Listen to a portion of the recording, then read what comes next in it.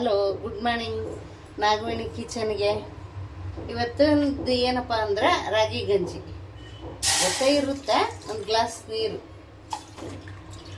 ಕಾಸಕ್ಕಿಟ್ಟು ಒಂದು ಗ್ಲಾಸ್ ನೀರು ಕಾಯೋವರೆಗೆ ನಾವು ಈಗೇನು ಮಾಡ್ಬೇಕಪ್ಪ ಅಂದರೆ ಒಂದು ಬಟ್ಲ ತೊಗೋಬೇಕು.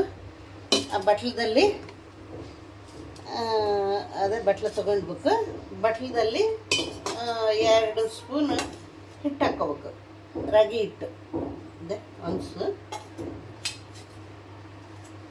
ಎರಡು ಸ್ಪೂನ್ ರಾಗಿ ಹಿಟ್ಟು ಹಾಕ್ಕೊಂಡು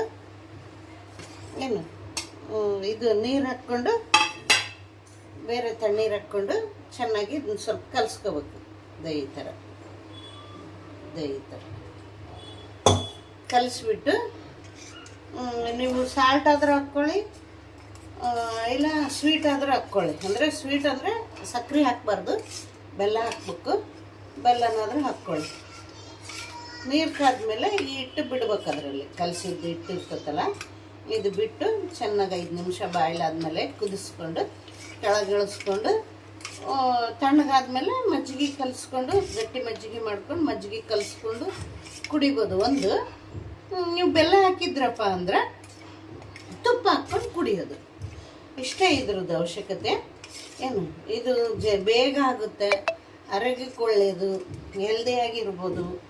ಮಕ್ಕಳಿಗೆ ಬಿಸಿಲು ಕಾಲ, ಬಿಸಿಲು ಬೀಳಲ್ಲ, ಇದು ಬಿಸಿಲಿಂದ ಸೆಕೆ ಅನಿಸಲ್ಲ. ಹುಡುಗರಿಗೆ ಇದು ಕೊಟ್ಟರೆ ದೊಡ್ಡವರು ಕುಡಿಬೋದು. ನಮಗೆ ಸೆಕೆ ಆಗಲ್ಲ ಜಾಸ್ತಿ, ಹೊಟ್ಟೆ ಒಳಗೆ ತಂಪು ಮಾಡುತ್ತೆ. ಏನಂತೀರ? ನಂದು ಸಬ್ಸ್ಕ್ರೈಬ್ ಮಾಡ್ಕೊಳ್ಳಿ, ಲೈಕ್ ಮಾಡಿ, ಇಷ್ಟ ಆದರೆ ಹೇಳಿ ಏನನ್ನೋದು ಕಮೆಂಟ್ ಬಾಕ್ಸಲ್ಲಿ ತಿಳಿಸಿ. ಅದೇ ಅರ್ಧ ಗ್ಲಾಸ್ ಸ್ವಲ್ಪ ಮೊಸರು ಹಾಕಿಬಿಟ್ಟು ಅರ್ಧ ಗ್ಲಾಸ್ ಗಟ್ಟಿ ಮಜ್ಜಿಗೆ ಮಾಡ್ತಾಯಿದ್ದೀನಿ ನೋಡಿ.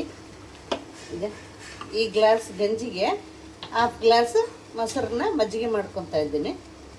ಮೊಸರು 1/2 ಗ್ಲಾಸ್ ಅಲ್ಲ, ಮಜ್ಜಿಗೆ 1/2 ಗ್ಲಾಸ್ ಮಾಡ್ಕೊತಾ ಇದ್ದೀನಿ. ಇದಕ್ಕೆ 1 ಗ್ಲಾಸ್ ನೀರು ಹಾಕಿದ್ದೀನಿ, 2 ಸ್ಪೂನ್ ರಾಗಿ ಹಿಟ್ಟು. ಅದು ಗಟ್ಟಿ ಆದಮೇಲೆ ಉಪ್ಪು ಹಾಕಿ ಸ್ವಲ್ಪ ಮಜ್ಜಿಗೆ ಮಾಡ್ಕೊತೀನಿ. ಮಜ್ಜಿಗೆನೂ ಉಪ್ಪು ಅದು ಗಂಜಿಗೆ ಸೇರಿಸ್ಕೊಳ್ಳೋದು. ಉಪ್ಪು ಎಷ್ಟು ಬೇಕೋ ನಿಮ್ಮ ರುಚಿಗೆ ಅನುಸಾರವಾಗಿ ಉಪ್ಪು ಹಾಕ್ಕೊಳ್ಳಿ. ಮಜ್ಜಿಗೆಗೆ ಉಪ್ಪು ಹಾಕಿಲ್ಲ, ಇದರಲ್ಲೇ ಉಪ್ಪು ಹಾಕಿದ್ದೀನಿ. ಆಯಿತಾ? ಇವಾಗ ಇಟ್ಟು ಬಿಟ್ಟು ಕಲಸೋದು. ರಾಗಿ ಗಂಜಿ ರೆಡಿ.